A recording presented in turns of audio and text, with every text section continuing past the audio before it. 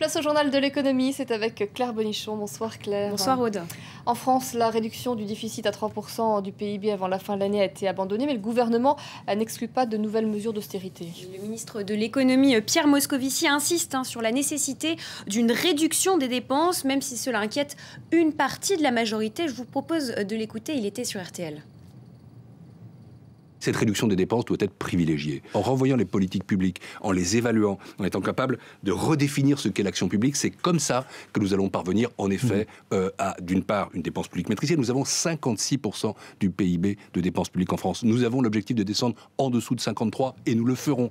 Et concernant la taxation des allocations familiales préconisée par le premier président de la Cour des comptes, Didier Migaud, pour réduire les déficits, eh bien, Pierre Moscovici s'abrite derrière un rapport. Il attend les conclusions de celui-ci avant de se prononcer et ces conclusions devraient intervenir fin mars. L'Allemagne renoue avec la croissance. Oui, l'Allemagne, après avoir reculé la croissance allemande de 0,6% au quatrième trimestre 2012, le PIB allemand devrait rebondir dès les premiers mois de cette année. C'est ce qu'estime la Bundesbank dans son bulletin mensuel. François Hollande était en Inde la semaine dernière, nous en avons parlé. C'est au tour du Premier ministre britannique de se déplacer dans le pays. Oui, David Cameron compte bien promouvoir l'Eurofighter en Inde, un avion de chasse partiellement construit en Grande-Bretagne, une alternative selon lui aux 126 Rafales français si l'Inde décidait d'y renoncer. Les explications de Marie Normand. David Cameron en Inde, sur les talons du président Hollande. Objectif pour le Premier ministre britannique, faire marquer des points au Royaume-Uni, actuellement premier investisseur européen du sous-continent. Il veut aussi faciliter l'installation des entreprises britanniques sur le sol indien. Il y a toujours beaucoup de règles et de règlements dans l'économie indienne qui appartiennent au passé. Nous pensons que si vous les modifiez, cela permettra de faire croître votre économie plus rapidement. C'est une bonne réflexion à avoir et cela doit aller dans les deux sens. Le Royaume-Uni est déjà en Europe l'un des principaux partenaires commerciaux de l'Inde. En 2010, la valeur des échanges entre les deux pays représentait environ 13,4 milliards d'euros. David Cameron veut doubler ce chiffre d'ici 2015. Il veut notamment doper le secteur de la défense. L'Inde envisage d'acheter 126 avions de combat français, des Rafales. Mais les négociations traînent en longueur depuis 1 an et même la visite du président français n'a pas permis de finaliser le contrat. Alors David Cameron offre une alternative. Il vante les mérites du Typhoon d'Eurofighter, partiellement construit dans le sud-ouest de l'Angleterre.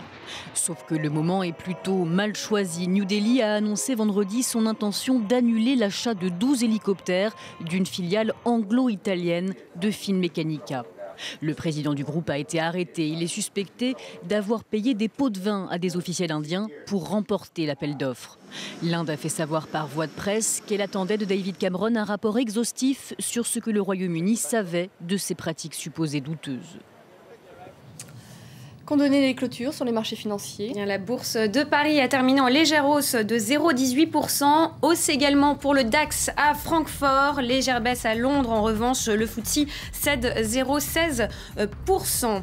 À New York, à noter que Wall Street est resté fermé aujourd'hui pour cause de jour férié. Et du côté du marché des changes, après le G20 ce week-end où les grands argentiers se sont engagés à ne pas procéder à des dévaluations compétitives, la monnaie japonaise s'est affichée en baisse.